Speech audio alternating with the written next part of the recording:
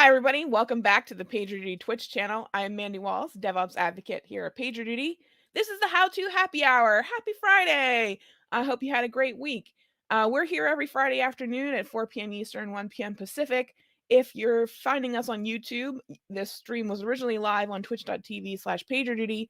If you have any questions or you want to be on the stream, want to show some stuff off, reach out to our team. We're community-team@pagerduty.com. And if you have any questions about any of the stuff that we talk about, you can join our forums at community.pagerduty.com and learn all about it and ask all the questions that you want. So other stuff that we've got coming up next week, you'll find the PagerDuty team at KubeCon in Amsterdam. They'll also be at AWS Summit in Tokyo. And then coming up in May, we'll be at WTF is SRE in London, and GlueCon, which will run outside of Denver in Bloomfield, Colorado. If you'd like to see more events that we'll be at, as well as our webinars and other stuff, you can check that out, pagerduty.com/events. So the big event today is that Frank's with us, and he's going to talk all about global event orchestrations, and this is going to be super cool. It will be. Absolutely. Totally. All right. I'll add your screen back in here, and we'll be ready to go. Cool. All right. It's all you, man. Show us all the good stuff. I'm going to hit slideshow, and then hopefully we'll continue sharing the screen. Yeah, cool. So I'm here to talk about Global Event Orchestration on Twitch. This is a new feature we just released like 3 or 4 days ago. For anyone who's familiar with event orchestration, service-based event orchestration, this feature will probably be very similar to what you're used to, except for one big change, and that is that you can now write all these rules before routing occurs across all of your services at once. The primary benefit of that is it saves you a lot of time. I'll say that when we were in EA with this, I was seeing companies implement all of their event orchestration, their automation, their event processing like 9 times faster than we saw in the past. So awesome. Very cool tool. It's a time saver. If any of you are time strapped or just want to start standardizing across your company, you can actually do it in a couple of clicks here, and I'll walk through how in a second. So what's in this? There's 3 big things that we deployed. First are these global orchestration rules. So these are your typical event orchestration rules, but now written across all of your services at once. We also deployed better integration keys. So now you can have up to 10 integration keys in a single event orchestration, which means that you can do other fun stuff like migrate keys between orchestrations or rename keys or delete them and make new ones. So if anyone here has ever had to cycle their keys because of some compliance process, now you don't have to make new rules. You just hit delete your key, make a new key, move on in your life. Very easy. And my new favorite feature, which is kind of scary for a lot of people, is called drop incidents. Ooh. This lets you delete incidents or delete events, actually. So as events are coming in, you can write a rule that says if they match certain criteria, you can go ahead and stop them from becoming incidents, from becoming alerts, from becoming anything. They won't appear anything in PagerDuty anywhere. This is kind of an interesting new feature. It's really useful if you use alerts for triage. So if you're ever sitting on a services page and you're like, what the heck, my alerts table is filled with some guy writing test over and over again, and I'm going through an incident right now and I can't actually see what's been happening because there's just hundreds of tests. You can drop those now so that your alert data is nice and clean for triage. That's really exciting. We just recently had a question in the forums about exactly that. Like they were getting junk out of an integration, and while most of the alerts were necessary, a bunch of things were very specific. It was a bug in the emitter that they could not fix on that side. And yeah, I can't wait to document this for them so they'll have that answer. Super easy now. So this is, it's only available globally, but I can show you what it looks like in just a second. It's very easy to do. Very fun feature. Cool. So what I want to do quickly now, some of you might be using event orchestration for a while. Now that we have global orchestrations out, I wanted to just do a quick refresher on what are all the fun things you can do. And then what I'll do is I'll go into my demo environment and I'll kind of show you the best practices, how to get things going, some fun use cases that I've seen talking to customers along the way. And whenever we talk, actions within event orchestration, I like to start with suppression. This is the easiest thing to implement. In event orchestration today, you sort of set up your suppression rules on a per service basis. In the global world, that changes, and now you can actually do global suppression. So what you can do is, as events are coming in, you can actually have a top-level rule that sits across all of your services to suppress all incidents across all of your services at once. So if you have really common sorts of patterns, you have lots of noisy services, they all look the same, you can actually start your suppression journey a lot faster. I will say one of the folks I've worked with, they were able to cut down their incident volume by like 80 or 85% in 15 minutes Oh my gosh. with global orchestration rules, because they were just like, well, it's these 4 or 5 common event types. I'm just going to go ahead and make one rule, targets all of these, hit suppress, hit save, move on with my life. Wow. Yeah, it's a lot faster now. It's a lot faster. It's a lot easier. This is probably one of the most popular actions that we have. Highly recommend it. Pausing, again, this is kind of fun in the global context now. If you do know that you have some monitoring tools that are sort of flapping, they make noise, they tend to resolve on their own pretty quickly. You can now deploy pausing across all of your services at once. Really, really useful if you have centralized monitoring and you just want to deal with some really common annoying alerts all at the same time. You can now pause across all of your services. Again, very fun feature. And then event enrichment. So this is actually the one that when we were testing this feature out, got the most attraction for people. And when we talk about event enrichment, what we're really talking about is like rewriting all of the event data for your events as they come in before they turn into incidents. And what we found was actually people were using global event orchestration to do what I now call event normalization. So basically what folks wanted was they wanted to have every single incident for all of their services look the same way. I kind of liken it to, if you go into a Jira project, you want all of your Jira tickets to be written the same way. You want all of your business cases, your PIDs, all following a similar sort of template. And what you can do now with global event orchestration is you can actually normalize all of your event data up front. So if you have any sort of centralized teams or SREs, they can go in, they can write all these event enrichment rules across all of your services, and then every single team in your company will benefit from standardized event fields, regardless of what work they're doing. They'll sort of hit their team already cleaned up. So that can be really, really useful, especially if, say, you have an SRE team that knows a lot more about some of your event data in your downstream teams. This is a great way to kind of push some DevOps maturity across your organization, standardize things. It's also a great way to help speed up incident resolution times. Everything looks the same, and you're not spending some time at the start of an incident trying to figure out what you're reading. Super, super popular feature. Yeah. Oh, yeah. Alert enrichment. So this is really looking at severity. Severity and what's nice about that is your severity will actually help figure out what policy inside an escalation policy is used. So this is pretty popular. Not much of a difference between global and service for this one, but you can do it globally if you do know that you tend to change the severity all the time. This is a great thing to use. What I'll say is a lot of the rules that I've seen people write is they'll write the exact same severity rules for every single one of their services. So one of the key benefits here is really, if you have 1,000 services and 3 severities, you set every single time. Now you have 3 rules instead of 3,000 rules, which is a bit of a time saver.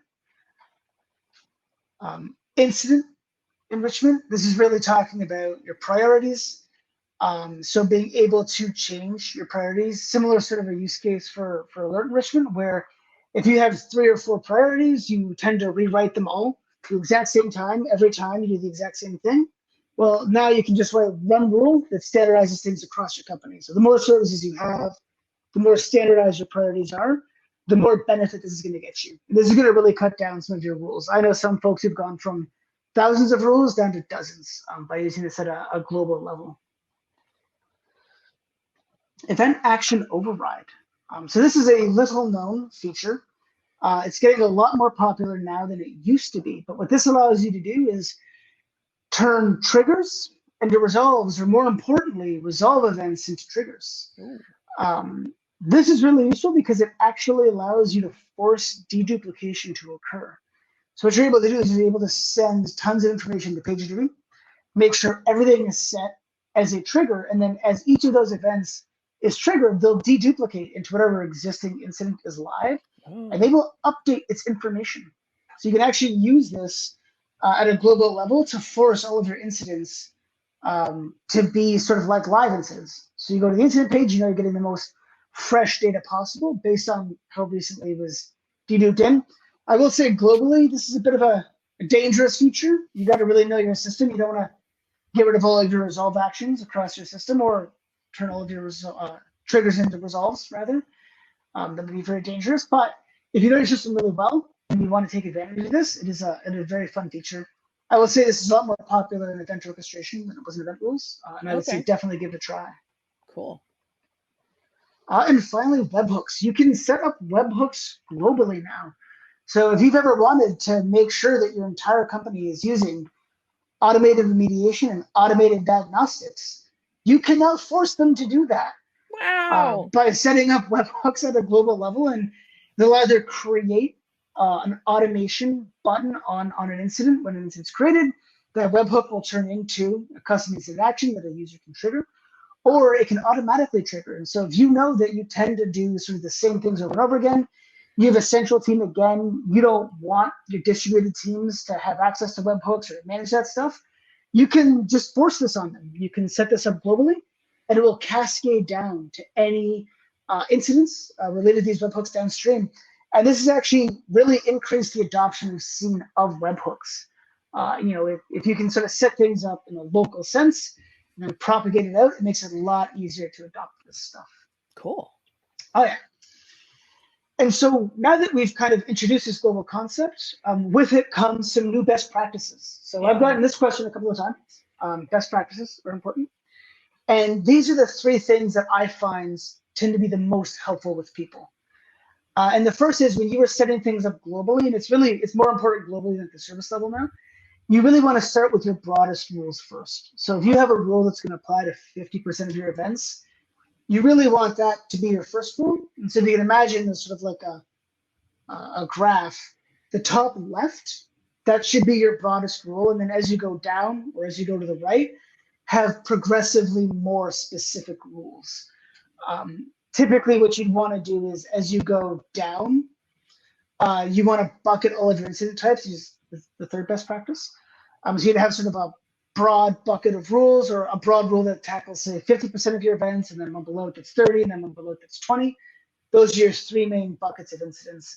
And then as you move right afterwards, get progressively more specific as you go. And then what that means is you just get less rules to deal with. So it makes it a lot easier to manage.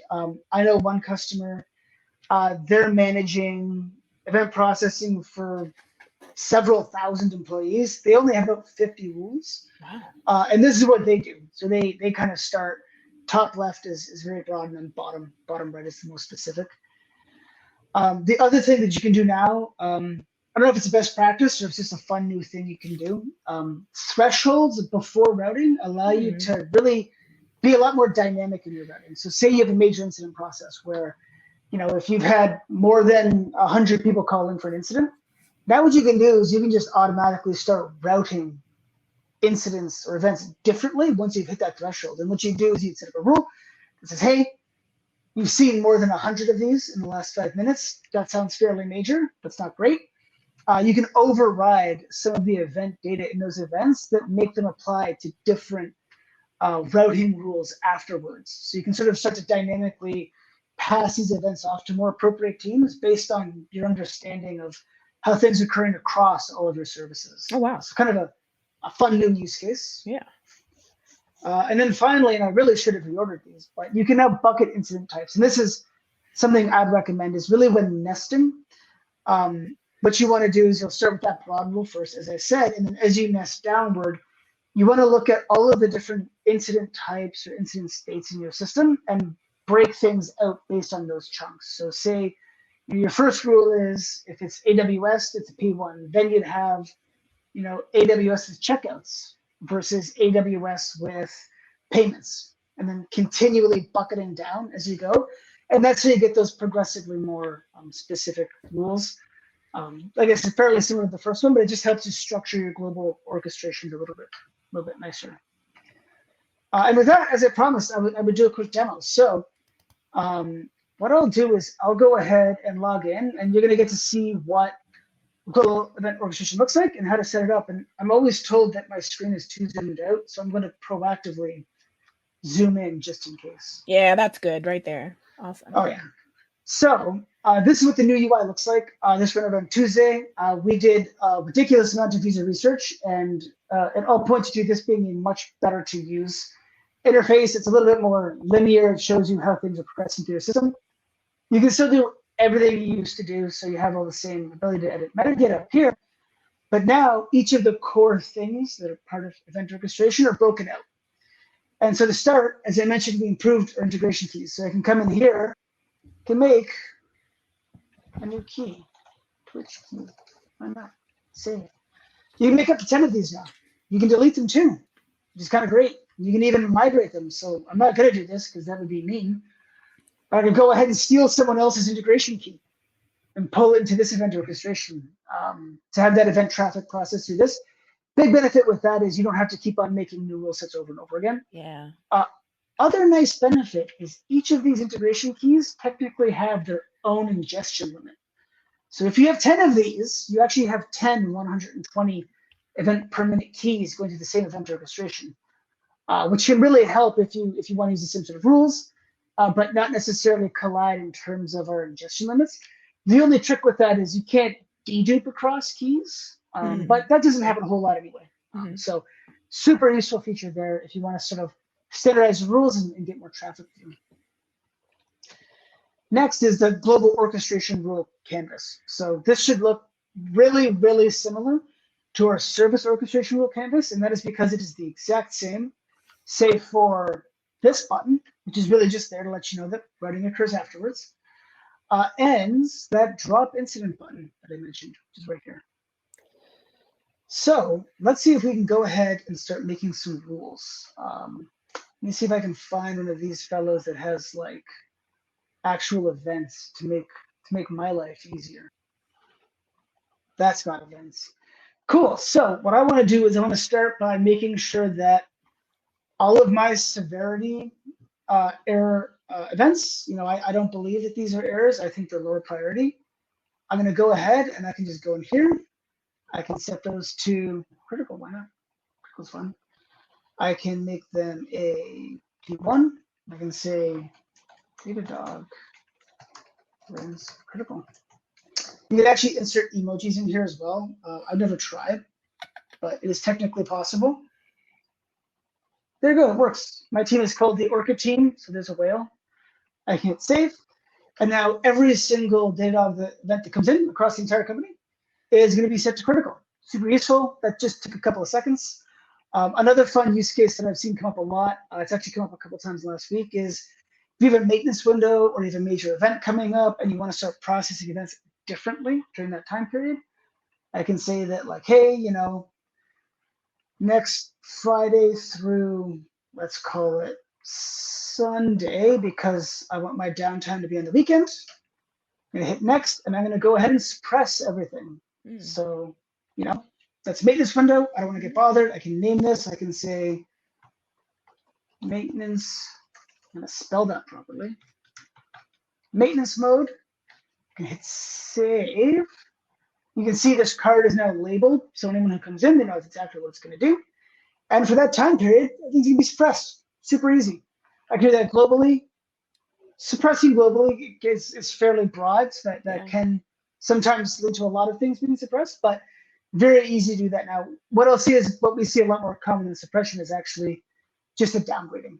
So people will say, set it to P4, set it to a warning.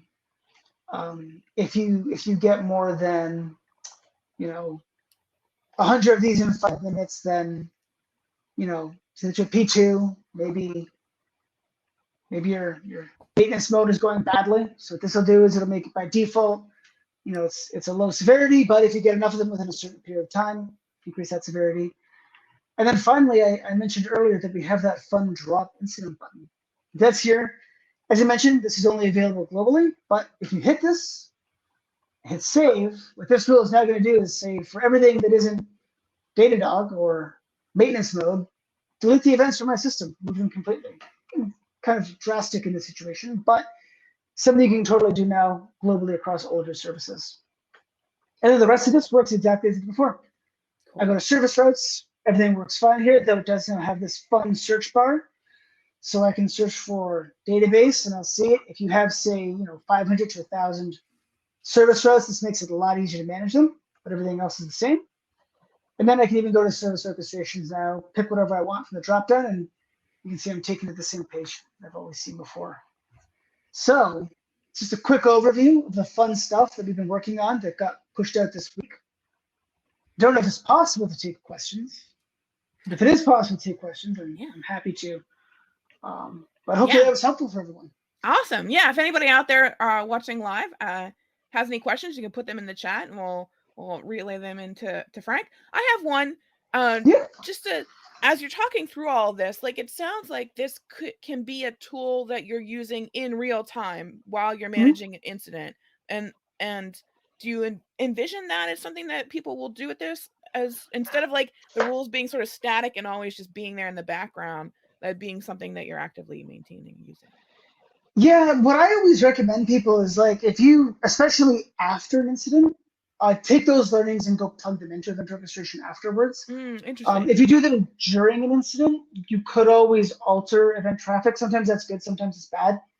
Maybe it's a really noisy incident. Maybe AWS just went down and you kind of want to just stop all noise. You could go and just make a global rule that says suppress everything for the next hour. Okay. You could do that. It's a fairly drastic maneuver, but sometimes it can be really helpful if you have a fairly unique situation going on.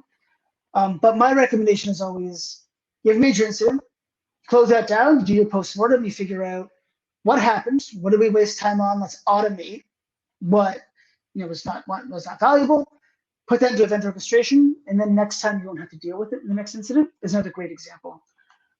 But yeah, I mean, I've personally been on major incidents where I've thought, could we just stop the notifications for a little while? Could we just go in and turn this off across all of our services? Because you have 10, 15 teams all getting the same notifications. Just shut that down globally. You can totally do that now. Awesome. And that varies from the regular maintenance windows that are in the PagerDuty platform already, and because those are service specific. So this is a global sort of black hole for everything that's coming in. So absolutely, yeah. Everything coming from that integration team. Yeah. Okay, cool.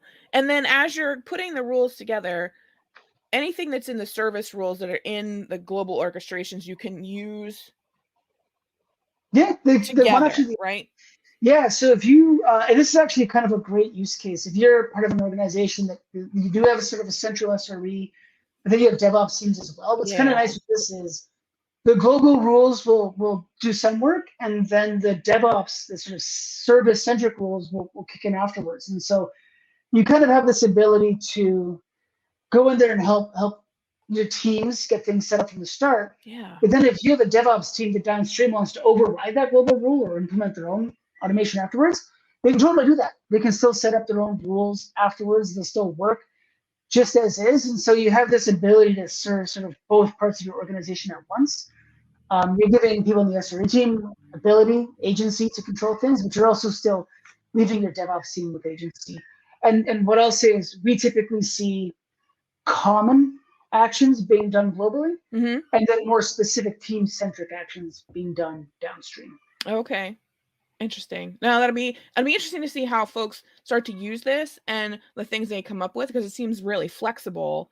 So like folks are going to come up with their own sort of interesting, intriguing ways to put it together. So that's going to be super interesting to see.